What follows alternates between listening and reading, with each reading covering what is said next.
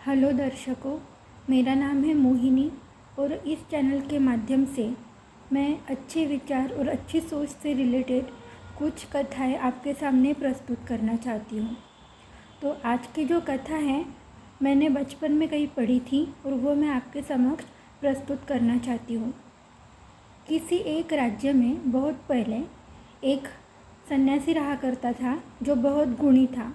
उसे चारों वेदों का ज्ञान था, वो बहुत एक्सपीरियंस था। उसके पास दूर दूर से लोग अपनी समस्याएं लेके आते थे और वो उन समस्याओं का समाधान करता था, इसीलिए दूर दूर तक उसका नाम था। उसके घर के समक्ष एक नगर वधू रहा करती थी जो नाच गाने करती थी। राजा महाराजा से लेकर नगर के छोटे बड़े सभी लोग उसके पास जाया करते थे। पंडित उसके बारे में हमेशा ये सोचा करता था कि ये कितनी बुरी महिला है, इसको शराब का शौक़ है, इसे हर तरह के इंसानों को अपने पास में बुलाने में बहुत खुशी होती है, ये ज़रूर नरक में जाएगी। वही वो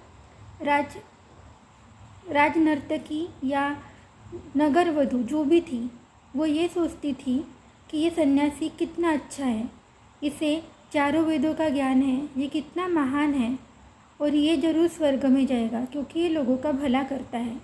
जबकि वो पंडित सोचा करता था कि ये नगर वधू है, इसकी वजह से कितने लोग पैसे लेके इसके पास जाते हैं और अपने बीवी बच्चों के हिस्से का पैसा इसे दे देते हैं, तो इसे तो नरक में जाना चाहिए। इस तरह समय व्यतीत होते जाता है। नगर वधू बूढ़ी हो जाती है, मर जाती है। उसे नगर के लोग ऐसे ही नॉर्मल सा दाह संस्कार करके जला देते हैं।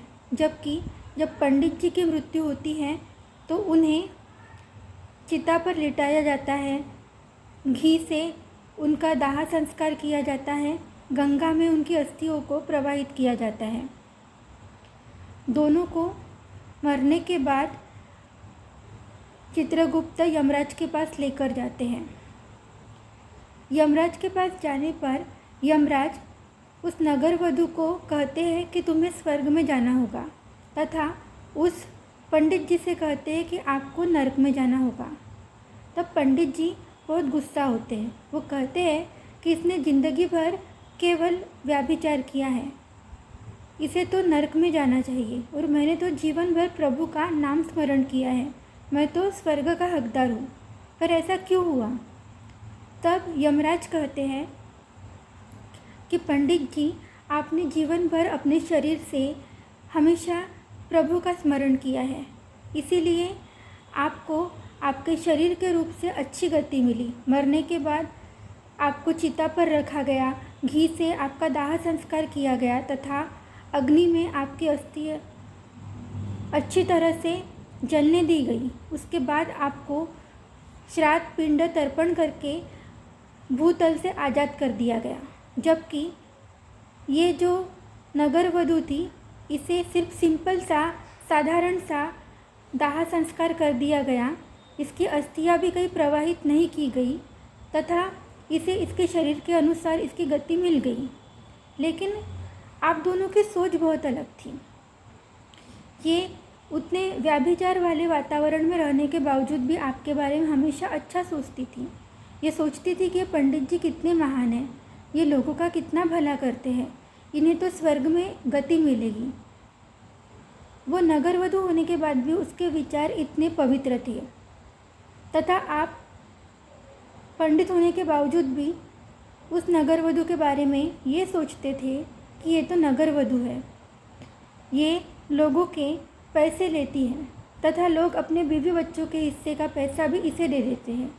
वो तो उसके शारीरिक कर्म थे जिसकी गति उसे उसके मरने के बाद प्राप्त हो गई, लेकिन उसके मन के विचार पवित्र थे, इसीलिए वो स्वर्ग की भागीदार है तथा आपके मन के विचार दूसरों के प्रति अच्छे नहीं थे, इसीलिए आप नरक के भागीदार हो।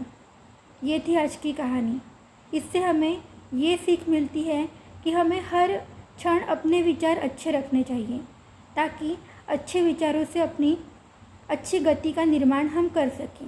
धन्यवाद।